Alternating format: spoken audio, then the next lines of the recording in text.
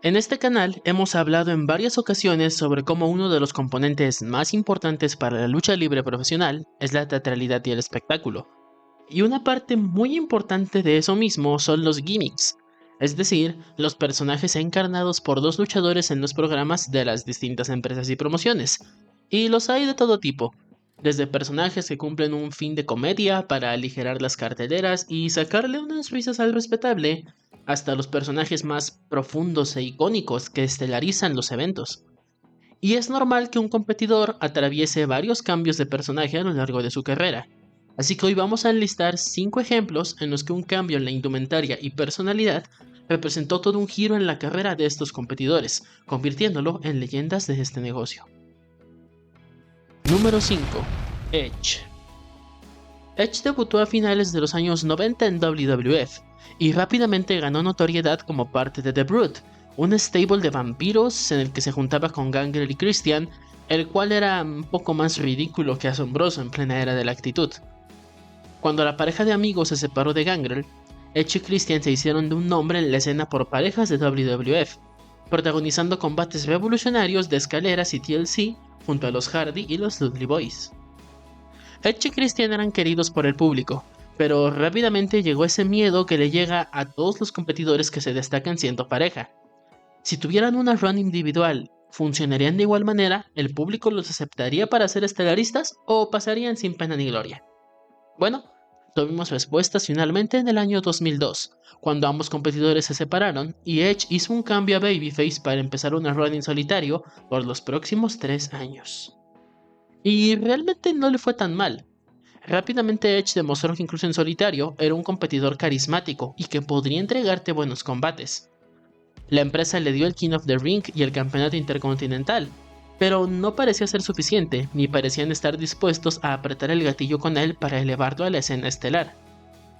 Y es que en WWE en esa época teníamos en la escena estelar a gente como Kurt Angle, Hulk Hogan que hacía su regreso, Brock Lesnar, Triple H, El Undertaker y The Rock, todos ya bien identificados por el público y establecidos como los grandes estelaristas de la compañía, mientras que a Edge le faltaba ese algo para destacarse entre todos esos nombres grandes. Sí, entregaba buenas luchas y sí era un competidor carismático, pero parecía de un personaje 100% definido para escapar de la escena midcard. Simplemente era, el sujeto que era pareja de Christian y ahorita está teniendo su run individual. Le faltaba algo. WWE era consciente de que este luchador no podría llegar nunca al estrellato si se mantenía de esta manera, así que tuvieron el plan perfecto para convertir a una nueva cara estelar. En WrestleMania 21, Edge ganó el maletín del Money in the Bank, el primero de la historia, y WWE se animó a ejecutar su cambio rudo, primero metiéndolo en una rivalidad con Matt Hardy que tomaba muchos elementos de la vida real y en el que Edge junto a Lita se convirtieron en unos de los principales villanos de Monday Night Raw. Y finalmente a inicios del 2006, Edge canjeó su maletín sobre un malherido John Cena para arrebatarle el campeonato de la WWE de la forma más cobarde posible y ganarse el odio de toda la fanaticada. Edge ganaba su primer campeonato mundial en la empresa, pero no solamente eso, sino que aquí nacía el personaje del oportunista máximo y la superestrella categoría R, yéndose al estrellato de WWE y convirtiéndose en una de las leyendas más grandes en la historia de este negocio. WWE intentó cerca de 3 años consolidar a Ace como estelarista siendo Babyface, pero al darse cuenta que esto no funcionaría del todo y que así jamás podría escalar a la escena estelar, decidieron ejecutar el plan de cambiarlo a villano. Y vaya villano en el que lograron convertirlo, uno de los más odiados en la historia por parte de los fans, y paradójicamente eso lo convirtió en uno de los favoritos como la superestrella categoría R y el oportunista definitivo. Número 4. Becky Lynch. Becky llegó a WWE en el año 2013 y para el año 2016 subió al roster principal, convirtiéndose en una de las 4 jinetes que encabezaban la revolución femenina de la WWE. Sin embargo, con el pasar de los años y a pesar de haber sido la campeona inaugural de SmackDown Live, Becky Lynch jamás logró regresar a la cima después de esto, llegando quizá al punto más bajo de su carrera en WrestleMania 34, donde fue elegida como relleno para la batalla real femenil del magno evento en el año 2018. Para el verano de ese año, los fans exigían un empuje estelar para Becky, y en SummerSlam del 2018 lo consiguió, enfrentándose a Charlotte por el campeonato femenino de SmackDown. Becky perdió la lucha, y al final concretó su cambio a heel atacando a Charlotte cuando ésta estaba distraída.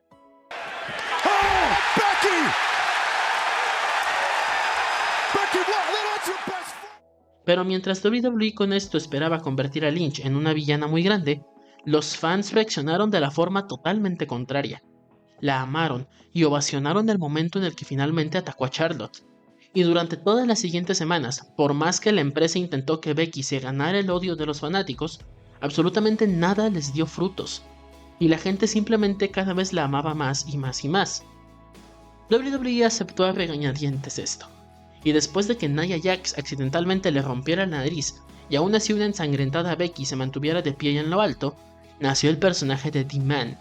Y en tan solo un año, Becky pasó de estar en WrestleMania 34 en la lucha de relleno y sin tener un papel destacado, a en WrestleMania 35 estar en la lucha estelar y ganar los campeonatos de ambas marcas, derrotando encima a dos estrellas súper consagradas como Ronda Rousey y Charlotte Flair.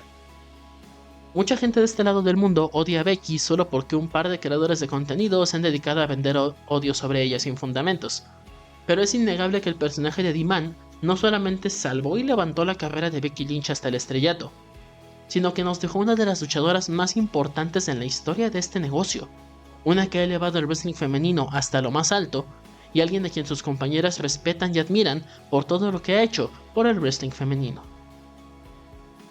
Número 3. Triple H.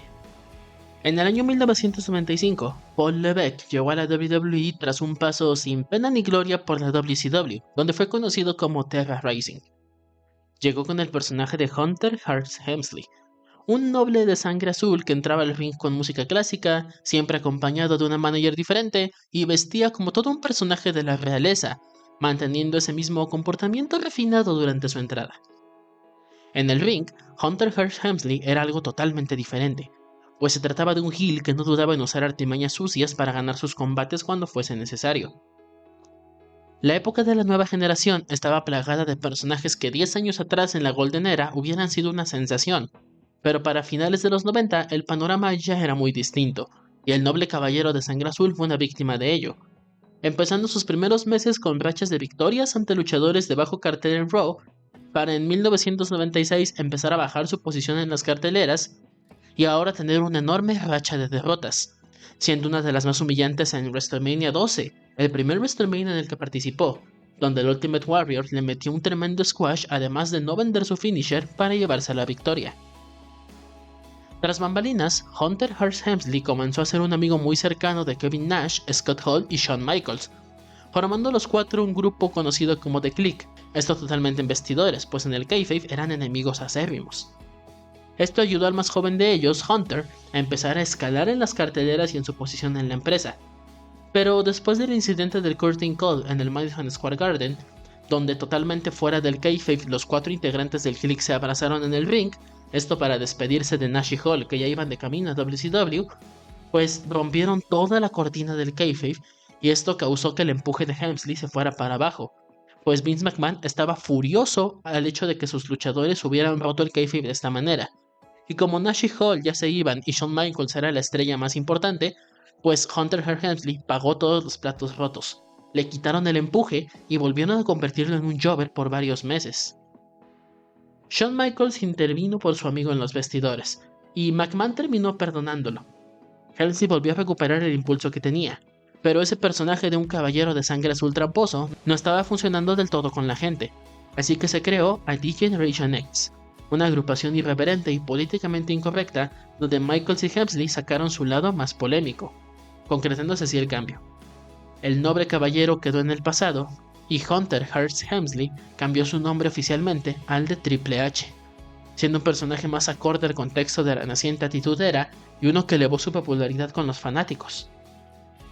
A lo largo de los años, Triple H se convirtió en uno de los más grandes villanos en la historia de WWE, e incluso al día de hoy es uno de los principales mandamases de la empresa, algo que con aquel personaje de un noble muy seguramente jamás habría logrado.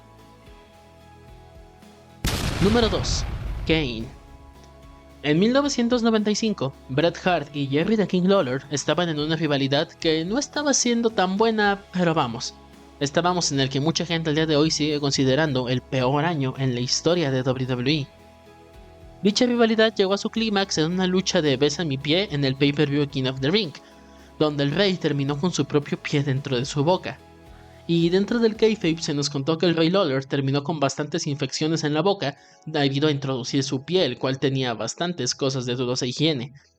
Y para curarlo se nos presentó un dentista gigante y maníaco conocido como el Dr. Isaac Yankem, un dentista monstruoso que gustaba de torturar a sus pacientes e informó que el doctor no solamente se encargaría de arreglar de la salud vocal, sino que también se encargaría del Hitman, pactándose un combate para SummerSlam entre Bret y el nuevo extraño personaje de la WWF. Bret derrotó a Isaac Yankem en la lucha en SummerSlam y posteriormente en un combate dentro de la jaula de acero en Raw. Y a partir de aquí, el Dr. Isaac Yankem se convirtió en un luchador de relleno para las carteleras y en un jobber para los demás luchadores del elenco. Los fans notaron que este luchador, a pesar de su enorme tamaño, tenía una gran agilidad y velocidad, además de ser sumamente fuerte. Pero al ser alguien tan caricaturesco, la afición no podía tomárselo en serio ni comprarlo como un competidor creíble. En esta época, WWE se encontraba en la transición de la New Generation a los inicios de la Attitude Era, pero en el transcurso del cambio, montones de personajes exagerados o caricaturescos fueron enterrados brutalmente, siendo Isaac Yankem uno de ellos, quien pasó sin pena ni gloria para desaparecer de las carteleras de WWE unos meses después de su debut. A pesar de esto, WWE no se rindió con este luchador, y le ofrecieron un nuevo personaje conocido como el Fake Diesel, una imitación del antiguo personaje de Kevin Nash y con el cual incluso llegó a presentarse en la AAA, pero tampoco tuvo grandes éxitos, hasta que finalmente el equipo creativo de WWF encontró la solución. Durante meses, Paul Bearer comenzó a clamar a los cuatro vientos que Kane, el hermano del Undertaker que supuestamente había muerto en un incendio varios años atrás, en realidad estaba vivo y quería venganza. En el pay-per-view Bad Blood de 1997, durante el combate Hell in a Cell entre el Undertaker y Shawn Michaels, un extraño individuo gigante, vestido completamente de rojo y con una máscara espeluznante, interrumpió la lucha, arrancando la puerta de la estructura para atacar al Undertaker y costarle el combate. Esta espeluznante aparición logró dejar pasmado al mismísimo Undertaker. Se trataba de Kane, el gran monstruo rojo, y el resto es historia. Hoy, ya casi 30 años después de este momentazo, Kane es una de las mayores leyendas en la historia de WWE, un personaje aterrador que tuvo varias facetas desde las más agresivas hasta las cómicas, campeón mundial y un ícono de la compañía estadounidense, pero lo que muchos fans no llegaron a saber es que esta leyenda, antes de ser la máquina roja de la destrucción, fue el dentista Isaac Yankem, siendo este cambio de personaje uno de los más importantes y radicales en la historia de la lucha libre. Número 1. The Rock. Nieto de la leyenda Peter Maivia e igualmente hijo de la leyenda Rocky Johnson, Dwayne Johnson llegó en 1996 a la WWF con un legado enorme a sus espaldas. El propio Dwayne ha contado que fue Vince McMahon quien le dijo que quería que su nombre fuese Rocky Maivia, una combinación de los nombres de sus ancestros, esto para darle a entender al público que estaban ante un luchador con un legado enorme, y a Dwayne no le pareció esto. Si bien se sintió orgulloso de poder presumir un legado así de grande a sus espaldas, tampoco quería estar a la sombra de ello, sino que quería hacerse de su propio nombre. Vince no estuvo de acuerdo con la idea, y así fue como Rocky Maivia hizo su debut en Survivor Series de 1996. Un luchador que no tenía nada de presencia, con un vestuario que se veía ridículo y al que la gente no recibió con los brazos abiertos. Tan solo en su debut, Rocky Maivia fue el único sobreviviente de su equipo en la serie de los sobrevivientes y se llevó la victoria. Meses después conquistó el campeonato intercontinental y se estaba perfilando a tener un empuje todavía más grande, pero había alguien que no estaba de acuerdo con esto y que no lo iban a permitir: los fans. Rocky Maivia era odiado universalmente por los fanáticos de la WWF y tenían sus motivos. Era un personaje plano, sin nada de aura y con un empuje que se sentía incluso antinatural para un competidor que no llevaba tanto tiempo en la promoción, llegando a tener incluso cánticos de "muere Rocky muere", y siempre recibiendo abucheos ensordecedores cada que aparecía en el cuadrilátero. WWF comenzó a cuestionarse mucho sobre si continuar con este personaje o parar aquí este experimento, pero se les ocurrió cambiarlo radicalmente en un último intento, y si esto no funcionaba, hasta aquí llegaba la carrera de Dwayne Johnson. Tras perder con Mankind en el pay-per-view A Cold Day in Hell, Rocky Maivia hizo un cambio a heel, dejando atrás la vestimenta colorida y la actitud positiva y bondadosa para convertirse en un villano egocéntrico y todo lo contrario a Rocky Maivia, comenzando a insultar a los fans en sus promos e irónicamente comenzando a ganarse el amor de estos mismos, demostrando que sí tenía carisma y presencia en el ring, solo hacía falta llevarlo por el camino correcto. Comenzó a llamarse a sí mismo en tercera persona y dejó de ser Rocky Maivia para ahora ser conocido como The Rock, y así se catapultó hasta lo más alto y se ganó finalmente su lugar en el corazón de los fans y se convirtió en una de las caras de la empresa junto a Stone Cold Steve Austin durante una de las épocas más grandes en la historia de la lucha libre, la Attitude Era. Y antes de terminar, quiero agradecer nuevamente mucho a mi suscriptor Bruno Madero por darme la idea para realizar este conteo. Tomé algunos de los puestos que él me sugirió, pero dejé de lado otros. Sobre todo a Cody y a Roman los dejé de lado porque creo que ya los he incluido en bastantes tops en el canal y quise darle un aire fresco a este video. Pero claro, también son otros dos grandes ejemplos de cómo cambios de personaje salvaron la carrera de estos competidores. Y en el caso de Seth Rollins me gustaría desarrollarlo más a profundidad porque siento que en sus cambios de personaje hay varias cosas que podemos desmenuzar. Pero sin más, muchas gracias Bruno por la idea para realizar este video y recuerden, si quieren que haga algún tema en específico, déjenlo en los comentarios y me daré el tiempo para ello. Sin más, nos vemos en el siguiente video, recuerden suscribirse y hasta luego.